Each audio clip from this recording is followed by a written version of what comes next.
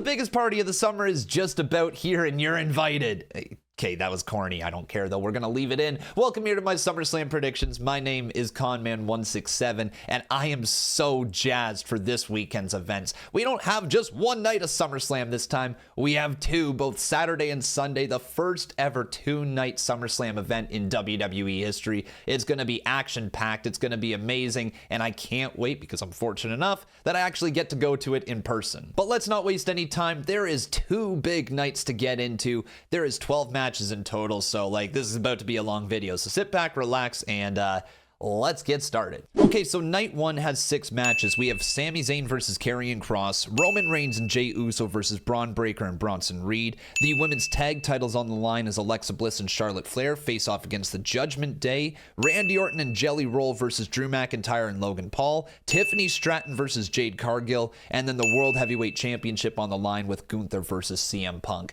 That is a stacked night, and that's only night one. But let's kick things off here with Sami Zayn versus Karrion Kross. This one is the third battle between these two guys. Both men have won a match already, and this should be the rubber match. But there's a lot more intrigue going into this match than just Sami and Karrion fighting for the third time. This might be the end of Karrion Kross's time in WWE. There's so many rumors right now that his contract isn't going to be renewed or he isn't going to be offered a new contract as it's set to expire in early August. At least that's what's going around right now. I'm no insider. That's just what I'm seeing on the Twitter machine. But if that is the case, this might actually be the way that WWE wraps up the career of Karrion in WWE. Like, it's tough, man. He is starting to get over. So many people like what Kross brings to the table, but I also feel like WWE doesn't know what to do with him, and he's reached pretty much his end. Sami Zayn wants to be a World Heavyweight Champion. He's not really ready to admit that Kross is right. Sami is also like one of the purest baby faces that they have, so turning him heel would be a choice to say the least,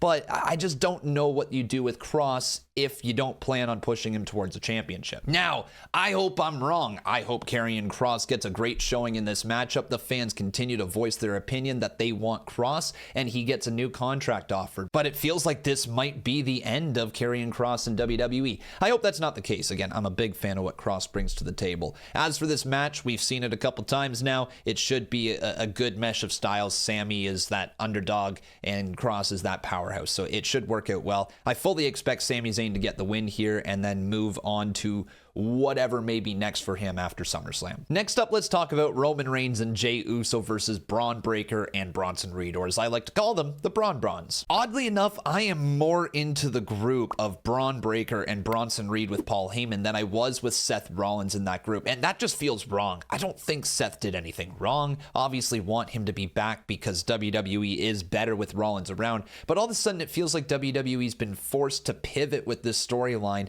and actually give a little more depth to Braun Breaker and Bronson Reed. Last night on Monday Night Raw, the ending of the show was exactly what was needed, with Bronson Reed and Braun Breaker looking like absolute beasts. Like Roman Reigns got his shoes snatched, okay? He got them sneakers snatched away by Bronson. That's just wrong, man. You can't do that. But at the same time, I love that these guys feel like legitimate threats now, and after Braun Breaker put both Jey Uso and Roman Reigns through a barricade at the same time, I think it would be wonderful if they walked out with the win. They look like absolute beasts at the moment, so why wouldn't you possibly entertain the idea of getting the dub on them and pushing them to the moon, right? I think both Roman and Jey could be fine with a loss, but here's the thing, it can't end clean, right? Like if it is Braun Breaker and Bronson Reed walking out with the win, there has to be some shenanigans. There has to be something with maybe Roman and Jey, a miscommunication, or hell, it could be bold, but what if the turn of the summer is Jey Uso turning on Roman? That would be an insane swerve if for some reason, somehow, some way, Jey Uso did actually go with Paul Heyman after all the talks of family. What if Paul Heyman actually did infect the mind of Jey Uso? And what if the Yeet Man turns back to the dark side? What if the Yeet Man goes back alongside of the Oracle, the former wise man, and Paul Heyman? It seems like such a stretch, okay? Because Jey Uso just got incredibly over this year. The goal was to get him to the next level and to make him a World Heavyweight Champion and a main event star, which I have to say WWE accomplished that. But he is starting to fizzle out a little bit right now. The reactions are still super duper loud. People care about Jey Uso, but I don't think people want to see him as World Heavyweight Champion again. anytime soon, or at least this current rendition of his character. It makes you wonder if the goal is to get him back over to that next level, and maybe he's got to do it as a heel. I don't know about you, but a darker Jey Uso, maybe more of a tweener Jey Uso, could be kind of cool. But anyways, my official prediction for this match is that actually it's going to be Roman Reigns and Jey Uso walking out with the win, right? It's like one of those teams that just, if you see them lose, it's kind of weird, and there has to be a major storyline reason for it, and I just don't know for sure if there's going to be. So my gut is telling me Roman and Jey are going to walk out with the win. So next up is the women's tag team title matches. We have the Judgment Day's Raquel and Roxanne Perez defending their titles against the Allies of Convenience, Alexa Bliss and Charlotte Flair. I have to say, I love the idea of the women's tag team titles getting this type of spotlight at the biggest party of the summer, and there's no reason why they couldn't be defended more often at PLEs. The women's tag division is loaded with talent, but WWE just sometimes doesn't put their best foot forward with booking this division. I don't really have any complaints, though, with how they're booking the Judgment Day right now and how they're booking Alexa Bliss and Charlotte Flair. This feels like a big-time match, and it also feels like one of those matches that people are going to underestimate going into the show, but by the end of the night, people will be talking about this tag team title match. I fully expect Alexa Bliss and Charlotte Flair to put on a performance, and Roxanne Perez, honestly, to break through that glass ceiling here tonight and showcase to everybody on a large scale why she truly is the prodigy. But I also don't want Raquel Rodriguez to get lost in the shuffle right here. I think Raquel has been working some of her best matches recently, especially since taking that advice from Kevin Nash. Like, she was told to work bigger and to make her feel like more of a powerhouse, and ever since she's made that shift, she has felt dangerous. I love Raquel in the ring right now, and there's a beautiful recipe of in-ring styles between these four ladies. I think it's going to be a great matchup. In the end, I could see this going either way. Like, the Judgment Day could retain the titles, or we could have new champions in Alexa and Charlotte. It truly could happen. Either one of those teams could win, but my heart is saying the Judgment Day is going to retain. I don't know what it is. I'm probably wrong on that one. Like, we're talking about two massive stars in Alexa Bliss and Charlotte Flair, but I think the idea of the Judgment Day having all the gold, having the women's tag titles, the men's tag titles, and Dominic Mysterio holding on to the Intercontinental Championship after SummerSlam is a really good visual. Now, we might not have those tag titles around Raquel and Roxanne, and we might not have the IC title around Dominic's waist anymore, but if they want to run forward with all the gold, they could. It's a great look. So yeah, official prediction, Judgment Day, I think. But again, it could be Charlotte and Alexa. I don't truly know. Judgment Day. Then it's the celebrity match. We have Jelly Roll and Randy Orton versus Drew McIntyre and Logan Paul. Everybody hated this going into it, right? I think every single wrestling fan just let out a collective sigh as soon as we saw that Jelly Roll was going to be in a match alongside of main eventers like Logan Paul, like Drew McIntyre, and like Randy Orton at the biggest party of the summer, right? It felt like we might be, I don't know, wasting some of these guys' matches, but let me tell you, the build here for this match has been excellent. Jelly Roll has looked like $1,000,000, and I actually think he's going to put on a hell of a performance. So if we're able to put the complaints aside of who's in this match and just focus on the story being told, focus on the talent, and focus on the dynamics of the talent, I think we could be in for something special here. And like, come on, don't you want to see Jelly Roll hit the largest chokeslam you have ever, and I mean ever, seen on Logan Paul? If he could get Austin Theory all the way up there and drop him right back down, then man, I can imagine Logan Paul can get some height on that as well. It is going to be a fun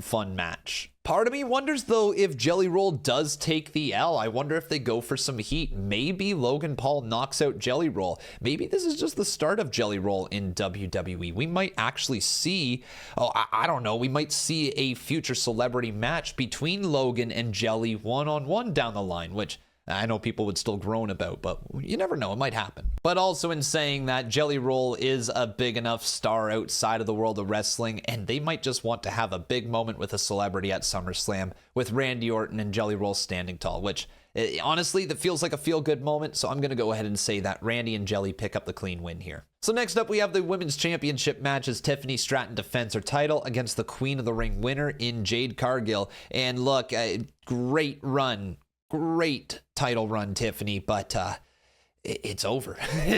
It's over. Okay, like, I'm sorry, but Jade Cargill is about to become the women's champion. It's her time. The slow build all the way up through the women's mid-card, becoming women's tag team champions, going away because she was injured, coming back, getting a great feud going on with Naomi. And then they have Naomi, who wins the Money in the Bank contract, cash in on a completely different title. Yeah, this is her time. Jade Cargill is about to become women's champion, and Tiffany Stratton is going to have to find out what's next for her. Look, I love what Tiffany did here as women's champion, but I feel like we have that chance to make a new mega star in Jade Cargill. I think her work has grown a lot in WWE. I think there's a lot of great matches we can have with Jade Cargill still, and so it's the time, right? It's the time. Pull the trigger, now or never. Jade Cargill deserves to be women's champion. And now the main event of night one, we have CM Punk up against the World Heavyweight Champion in Gunther in what is sure to be a very, very entertaining match. Now, according to the WWE Unreal documentary series that just started airing over on Netflix,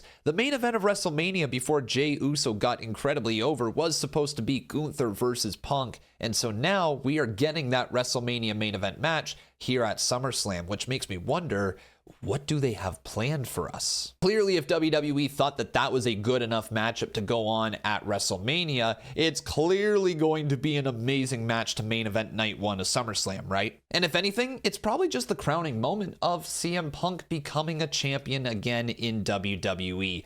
But okay, conspiracy theory time. All right, I know everybody out there is wondering what's actually going on with Seth Rollins, right? And it feels like all signs point in the direction of him being truly injured and being out for a long period of time. They've said on TV he's out for a while. There's been videos of him on crutches and everything. But you never know in the world of professional wrestling. And if there is ever a chance, then there's a possibility that it could actually happen. And imagine if Punk does in fact win the World Heavyweight Championship, only for Seth Rollins to cash in his Money in the Bank contract. I know, it's far-fetched. It's probably not happening, but can you imagine if it did? And I've seen a bunch of other people saying that if Seth Rollins is going to cash in, maybe he cashes in while he's still injured, with Braun Breaker and Bronson Reed just completely taking out CM Punk, and then still Seth Rollins vacating the World Heavyweight title, just basically out of spite, saying, I'm going to cash in and prevent you from ever winning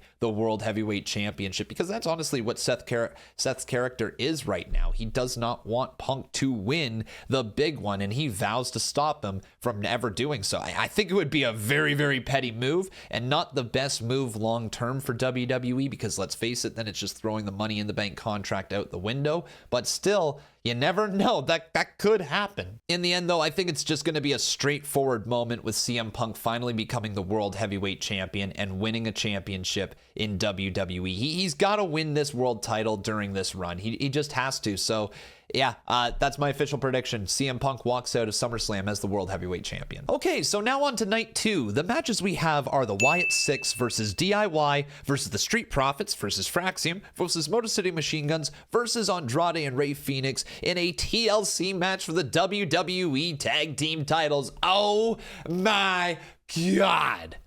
The category is people who annoy you. Okay. We just need 3 more consonants and a vowel. Okay, I'd like a B, an N, and a G. And the vowel? An O, please. Okay, well, looks like you're gonna get a lot of help here. Category is people who annoy you. Audience, keep quiet, please.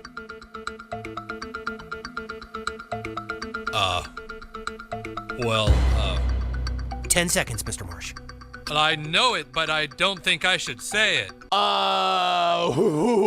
Okay, all right. That is special. That is a matchup that is going to steal the damn show. First off, did I count right? There's 12 people in that matchup. 12 people in a TLC match? Are you kidding me? Oh, and as I'm reading further here, it's not officially announced if this is going to be on night 1 or night 2, but night 2 makes the most amount of sense considering night 2 has 5 matches and night 1 has 6. All right, we're moving on. But this match is going to slap. Like, I think we're in for an all-timer. I think this might go down as one of the greatest TLC matches matches we have ever witnessed. With everything that these guys are doing in the tag team division to try to elevate those tag titles, try to make them feel super duper important and get them onto PLEs in a consistent fashion, well, this is just them being rewarded right here. All 12 of these men, all 6 teams deserve to be in this thing because they have truly crushed it. And again, elevated that tag team division now to the point that it belongs on a PLE, to the point where people were saying, why the hell was that TLC match not at WrestleMania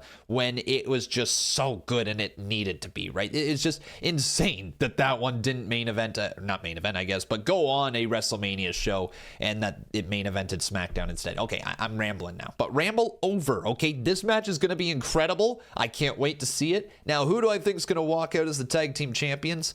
Wyatt 6 still? I think you keep the titles on Wyatt 6. There's more that we need to explore there. And don't get me wrong, any one of these teams could walk out as champions. It might be Andrade and Rey Fenix, right? But like, honestly, Wyatt 6 holding onto those tag titles is probably best for the tag team division. Then we get into the IC championship match between Dominic Mysterio and AJ Styles. What a build this has been, but it hasn't been your traditional build. This has been the slimy, weaselly Dominic Mysterio doing everything he possibly can to not get cleared, okay? And like, granted, he had a doctor's note, okay? All right, I understand the man was injured and everything, but it seems like he's good to go, and now the match is set to go down at the biggest party of the summer. It could very well be AJ Styles' last big moment, if you will. Like, I think we'll get some more moments for AJ now in the future, but this is a one-on-one match for a championship at one of the biggest events of the year, right? This feels like it might be the swan song for AJ, and he might very well be putting over the next, well, big thing in Dominic Mysterio, which is wild to be saying, but did you hear the pop that he got in AAA? Did you hear that crowd go ape shit? Okay, like, if you get that type of reaction in Mexico, there's a very, very big chance WWE is going to listen to it and say, we got an international star right here that we need to push even harder. And as the IC champion, man, Dominic Mysterio, the world is his oyster right now. He might even get an opportunity at that AAA Mega Championship, and if he does, if he wins that thing, man, we got 2-belt Dom, which is just crazy. But all of that, I'm kind of just rambling along saying that I think AJ Styles needs to put over Dominic Mysterio because he's the next star. He's a young kid, and he's going to have a lot more ahead of him than AJ Styles has. AJ is unfortunately closer to the end than Dominic Mysterio certainly is, so yeah, it's a no-brainer. Dominic Mysterio beats AJ Styles at SummerSlam. Then we got Solo Sikoa defending his United States Championship against Jacob Fatu, and honestly, I think this will be a fun match inside of a steel cage, but I don't think Jacob Fatu is getting that title back. What leads me to say that is I truly think Jacob Fatu has bigger things in store for him than just the United States Championship. And after losing that title to Solo Sikoa, sure, he could win it back and just get his win back over him and be the guy who took the title away from Solo, but I feel like Solo needs the title more than Jacob does right now. Jacob Fatu feels like he's a main eventer right now, and Solo Sikoa feels like he's just getting this new faction up and running once again. The United States title around Solo Sikoa does far more for him than Jacob Fatu winning it back again. So, in my eyes, Jacob Fatu will lose here, but the question is, how? And there's only one way that comes to mind, a Mr. Yeah coming back to WWE. I think Tama Tonga is going to return. He's going to rejoin this bloodline and somehow cost Jacob Fatu the match. Also, we could very well just see all the bloodline members make their way inside the steel cage at some point and Jacob Fatu just simply not be able to overcome them. Like, that could be a thing. Or I guess there could be a random feud ahead for Jacob, but it truly feels like we could use Tama Tonga coming back, just solidifying this new bloodline and again, giving Jacob Fatu an out, right? He's such a beast. He's a future main eventer. He's a future world heavyweight champion, a future WWE champion. He's just not meant for the mid-card right now. He's too big of a star. So have him lose and move him up that card. Now on to the women's IC title. It's Becky Lynch defending against Lyra Valkyria in what should be the last match between these two. Now, there has been a lot that's went into this feud, and I don't need to sit here and recap every single second, but I do think we're going to get a banger of a match between Becky and Lyra with a big swerve at the end and a beloved character turning to the dark side. See, Bayley feels lost. All right, Bayley just doesn't know what's next. They even addressed it on Monday Night Raw. She is completely lost without any direction, and I think she is going to help Becky Lynch retain this title. I don't know what it is about Bayley right now, but she doesn't feel like she is going to be someone who is going to help out Lyra Valkyria, okay? She seems a little evil right now, and I know that she's treading that line. She's trying to be nice to Lyra Valkyria, but I see through you, Bayley, all right? I think we're going to get the return of the Karen, and I think we get a partnership between Bayley and Becky, one that we really haven't ever explored before. And anytime that you have any rendition of the Four Horsewomen, it's great TV, and I truly think that Bayley and Becky as heels could be almost as effective as Bayley and Sasha were as heels just a few short years ago. I mean, to me, it's more interesting having the Women's IC Championship on Becky Lynch with a heel Bayley by her side than it is Lyra Valkyria just winning back the championship. It almost feels like we got a Jacob Fatu situation with Lyra Valkyria where she's just so good at what she does, but her just winning the title back doesn't do anything for her career long term, right? She's already got her win before. She doesn't need just this win to move on to somebody else. So like she needs to move up to the next level, and I think if she gets screwed over in this match, that could be an easy way to elevate her to the next level as she continues to feud with Bayley and maybe other people now into the future. Anyways, I got Becky Lynch retaining. Then we have the match that I'm seriously looking forward to the most, okay? After what we saw at Evolution, after what we saw at WrestleMania, I can't wait for Naomi versus Io versus Rhea. I could watch Io and Rhea fight each other a bajillion times and never get tired of it. Their chemistry in the ring is just unmatched. It's so damn good. They could fight forever, legitimately. They're two people that have some of the best chemistry I've ever seen. And the match at Evolution between those two is legitimately one of the greatest women's matches I've ever seen. And then also, back at WrestleMania, the triple threat match was also one of the greatest women's matches I've ever seen. The magic in that ring happens every time that Rhea and Io step in it. And now you add in a different dynamic in Naomi, somebody who is a veteran of this business, who's been there for so long, but just finally getting their opportunity in the sun. I'm intrigued. I'm really intrigued to see what's going to go down, but I think it's Naomi's time to shine. I don't think it's Io. I don't think it's Rhea. I think it's going to be Naomi walking out still the Women's World Champion, and we might be talking about this match as the match of the weekend. I'm so excited. It's going to be great. And last but certainly not least, it is John Cena versus Cody Rhodes for the WWE Championship in a street fight. It feels weird to say, but we're getting this match again. After everything we've been through since WrestleMania, we are looping back to John versus Cody. And I thought this is what was going to end John Cena's retirement run. I thought after everything, it'd be Cody and John one last time at the end of the year. But instead, we're getting it here in August as opposed to in December, which has me questioning, does John actually lose here and then going on a bit of a redemption run? Or does John beat Cody Rhodes and then we need a new savior of WWE? And if so, who could that savior even be, right? We've already seen CM Punk lose to John. If Cody loses to John, then who's left? Well, I guess there's Roman Reigns. Now, with this being a street fight, there is so many things that could happen, and we open ourselves up to a whole bunch of possibilities. Now, the one possibility that I really hope doesn't happen is I really hope we don't hear this.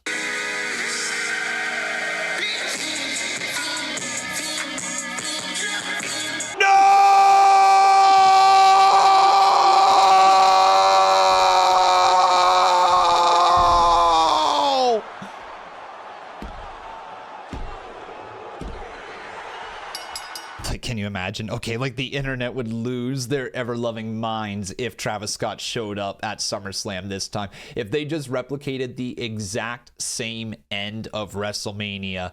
Oh, God. Oh, my gosh. Take me to him! Take me to the son of a bitch! Take me to him! Come on! Go, go, go, go, go, go!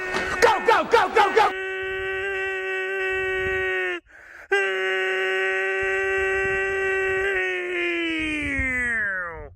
You thought the IWC was toxic before? Oh, just you wait if that happens. But what I'm hoping for here, and what I'm really hoping is going to happen, is I do hope we get The Rock involved in some way. The one thing that's been missing with this whole storyline with John Cena and, of course, Travis Scott and The Rock is The Rock's appearance at WrestleMania. And I know that we are well past that, and I know Rock, he might not be there. It's a very big possibility he won't be. But with it being a street fight, if they did have Rock show up, if they did follow up the whole John Cena and Rock affiliation, then I think the next 6 months of WWE could be some of the most captivating months WWE has put on in just a long time, man. That television program would be so entertaining to see what's next for John and The Rock. And if they somehow pull out The Rock at SummerSlam to screw over Cody Rhodes and to once again align himself with John Cena, then maybe we're back on the track, right? But this could also just be the end of John Cena's run, and then it's a redemption arc. Like, I don't know which one I like more, because I don't necessarily want to see John Cena retire as a heel. Like, I want to root for the guy. I want to see him go out as a good guy. This is good guy John, right? The bad guy John, he's not the John Cena that we know and love. So I wonder if that is how we kind of begin that road to redemption, John Cena trying to get back in the good graces of all the fans. Or maybe this continues, right? This heel run continues, and maybe next thing you know, John Cena actually does leave with the WWE Championship. Maybe that's the story all along. Do I personally think that this is the end of John Cena's title run? No, not really. And as a result, I do have John Cena winning this thing, but it's not going to be clean. Like, I can't see John Cena walking out with a clean win here, right? Maybe there's somebody else for Cody Rhodes to feud with. Maybe The Rock does show up, or maybe it's some other random ass celebrity who waltz on down to the ring. I don't know, man. But in the end, I do think John Cena is going to walk out still the unseen 17. But those are my predictions. Let me know yours down in the comments section below. And also, if you happen to be at SummerSlam this weekend and you see me, by all means, come up, say hello, take a photo, whatever you want to do. Just chat with me for a few minutes. I love getting to meet you guys in real life. It's literally one of my favorite things about being a pro wrestling content creator. So if you're at SummerSlam, be sure to say hello if you see me. And also, make sure you leave a like on this video. Make sure you subscribe to the channel, turn on those notifications so you never miss another upload, and stay tuned right here to this channel because we have lots more content coming back, all right? I know I had a bit of a break, okay? There's a reason, okay? I got married, all right? There was lots of things to plan and all that stuff, but we're back, everybody. The Con Man is back, and if you guys subscribe, well, you'll get more content. All right. Terrible outro. I don't care. See ya. Bye.